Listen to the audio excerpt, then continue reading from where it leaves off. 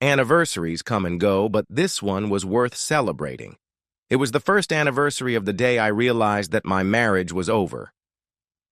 I know what you're thinking. Who celebrates something like that?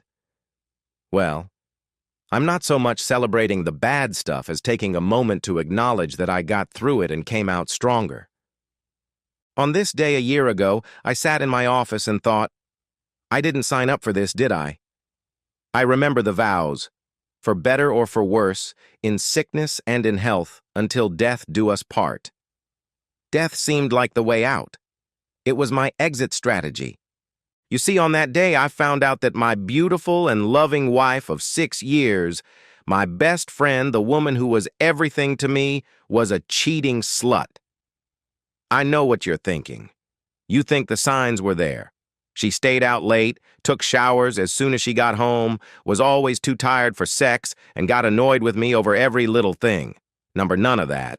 I was just an ignorant fool. So how did I find out? It was Wednesday, and it was almost lunchtime. I was returning to the office after an unplanned visit to a client and thought I'd buy a fried fish sandwich at a small shop I know well.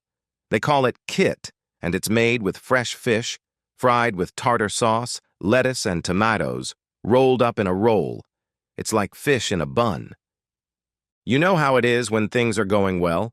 Everything is falling into place, the clients are happy, and you enjoy thinking about the nice lunch that awaits you in just a few minutes? That's how it was. I was fat, stupid, and happy. That's when it happened. I stopped at a traffic light when I saw my beautiful wife's car, moving in the other direction, turn right into the parking lot of the local motel called Tell No One. I thought, what the hell? I turned right into the parking lot of a gas station, pulled into a vacant spot, and watched as she got out of her car and headed straight for one of the rooms. She knocked, the door opened, and she walked in as if she had done it 1,000 times before. What the hell? You probably think I ran across the street and started banging on the door. Then I broke down the door and beat up her lover with my bare paws. Now you think I slipped across the street and came in from the other side, where I found the curtains slightly open. I peeked between the curtains and saw everything I needed to know. No, that's not right either. I needed to know, but I didn't need her to know that I knew. I just found a place where I could sit quietly in my car and watch that door. An hour after she arrived, she left. 5 minutes later, a man in an expensive suit came out of the room, got into the Lexus, and drove away. Typical. I always thought that Lexus was an overpriced product for people who wanted to show off. That day, I was useless. I didn't even try to work.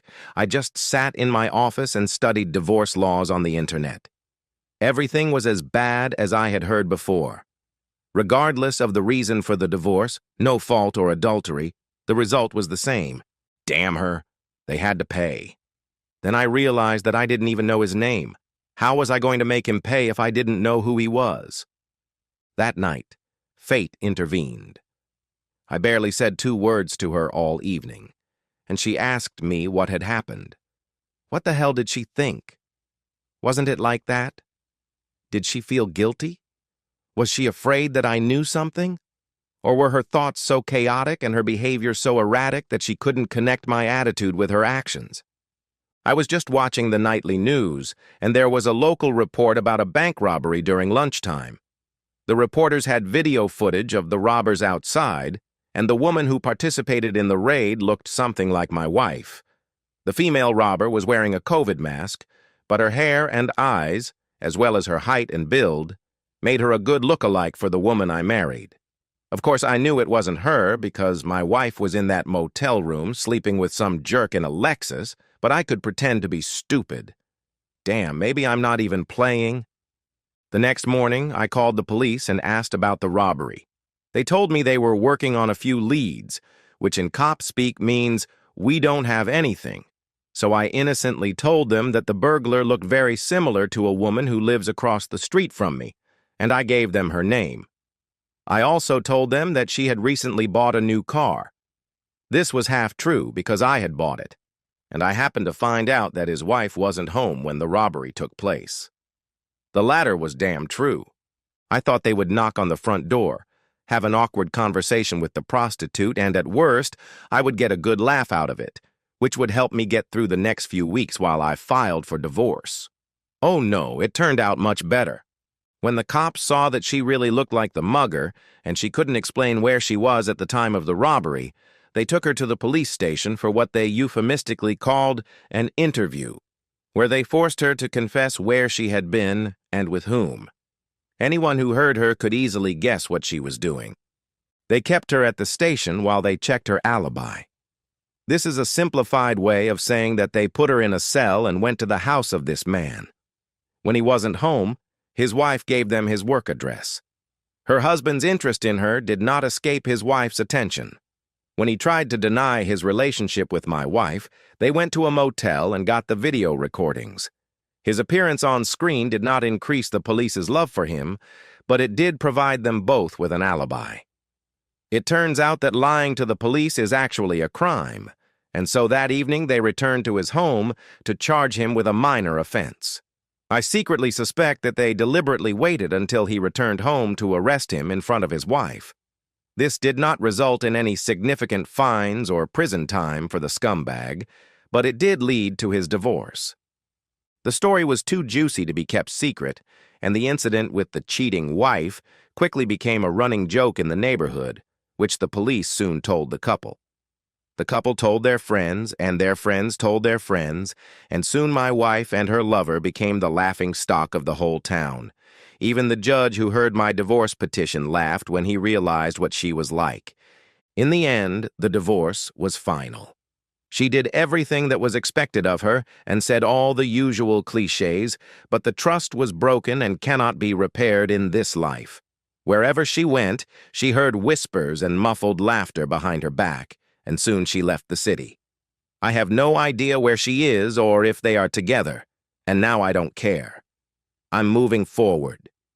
Looking back, I sometimes wonder if it was worth all the effort. I knew she was cheating on me, and I was glad to break up with her because of it. But I wanted to expose her to public ridicule as a cheater, who had to confess her infidelity to avoid arrest for armed robbery.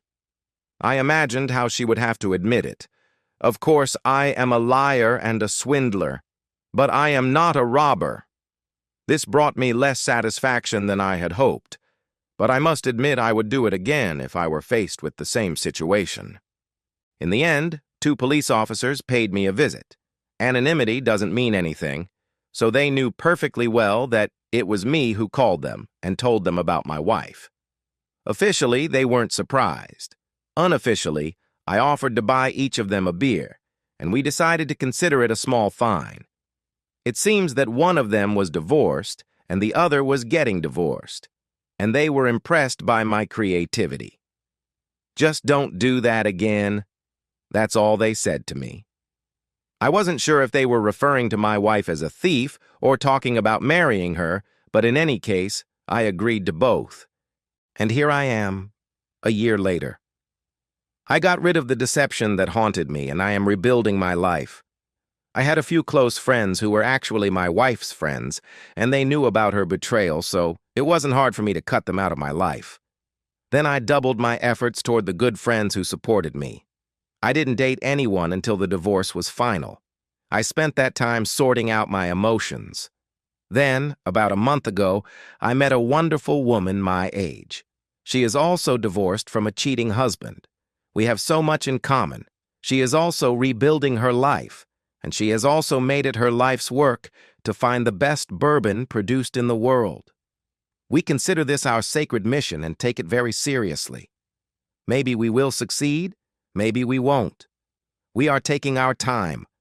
Right now, I am enjoying every minute I can spend with her, and tonight she will help me celebrate my divorce.